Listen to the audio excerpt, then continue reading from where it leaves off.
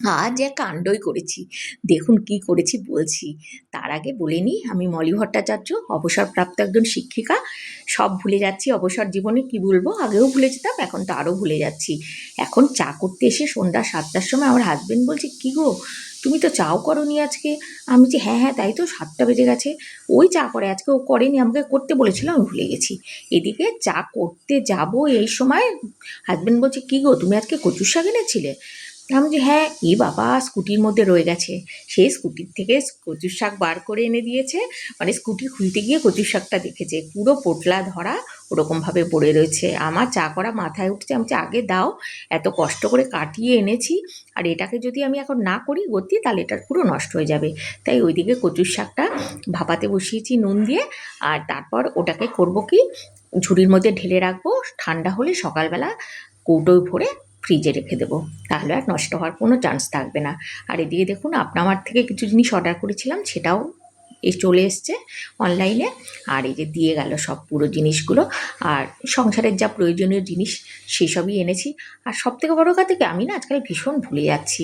আমার বাবার রোগটা পেয়েছি, আমার বাবাও না ভীষণ ভুলে যেতেন। আর বাবা তো কলেজের প্রফেসর ছিলেন, আমাদের এখানেই স্থানীয় চৈতন্য কলেজের প্রফেসর ছিলেন উনি। তা শেষ বয়সে ওনাকে দেখেছি যে ভুলে যেতেন বাবা খুব। আর এখন আমি তো এই বয়সেই ভুলে যেতে শুরু করেছি। আর কি বলবো, রিটায়ার লাইফে বোধহয় এরকমই হয়। এটাই চিন্তা, কেন এত ভুলে যাচ্ছি। দেখুন চা করতে ভুলে গেছি, এদিকে কচুর শাকটাও যে বের করব স্কুটির থেকে সব বার করেছি। মাছ আনতে গেছিলাম, আজকে মাছ এনেছি, সাথে কচুর শাক এনেছিলাম। কচুর শাকটাই ভুলে গেছি, আসলে ব্যাগে ধরেনি, স্কুটির ডিগির মধ্যে নিয়ে রেখেছিলাম। আর এদিকে দেখুন আমার কচুর শাকটাও ভাপানো হয়ে গেছে, শুধু নুন গরম জল দিয়ে ভাপিয়ে রেখেছি। এবার এটাকে জল ঝরাতে দেবো। এই যে আমার ইয়েতে ঝুড়িতে দিয়ে দিলাম, স্টিলের ফুটো ফুটো যে ঝুড়িগুলো, ওর মধ্যে দিয়ে দিয়েছি। এটা পুরো রাত বসে জল ঝরবে, সকালবেলা ঠান্ডা হয়ে যাবে, তারপর আমি বাস্কেটে ভরে রেখে দেবো। তাহলে আমার শান্তি, না হলে না এটা পুরো কালকে হলে পুরো নষ্ট হয়ে যেত। তাও যে আমার হাজব্যান্ড স্কুটিটা খুলে দেখেছে রক্ষে, না হলে আমার খুব মনটা খারাপ হয়ে যেত। আর কচুর শাক আমরা দুজনেই খুব ভালোবাসি। আর এটা নষ্ট হয়ে গেলে সব থেকে বড় কথা, কাটিয়ে আনতেও তো অনেকটা সময় নেয় না, একটা বড় কচুর শাক কেটে দিয়েছে কত যত্ন করে, আর সেটা যদি আমি নষ্ট করে ফেলতাম কতটা খারাপ লাগতো। এই জন্য ওটা আজকে তাড়াতাড়ি করে এটা ভাপানো হয়ে গেল, এটাই আমার শান্তি। এখন না চা করতে হবে, জানেন এখন 8টা বেজে গেছে, এখন পর্যন্ত আমরা চা খাইনি, আজকে ভুলে গেছি বেমালুম। আমার হাজব্যান্ড আজকে বললো যে তুমি আজকে সন্ধ্যার সময় চাটা করো, আমি সন্ধ্যেটাতে। আমি যে ঠিক আছে চা করছি। সে চা করছি বলে ব্যাস, চা করা একদম বেমালুম ভুলে গেছি। এখন আমাকে হাজব্যান্ড বলছে, তুমি তো আর চা করলে না। আমি যে সত্যি আমার কি ভুল হচ্ছে আজকাল, যে কি বলবো। যাই হোক, আমার কচুর শাকটা যে নষ্ট হয়নি।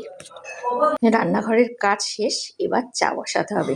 দুজনে মিলে এখন রাত্রির 8টা, সাড়ে 8টা বাজে, এখন আমি চা খাবো।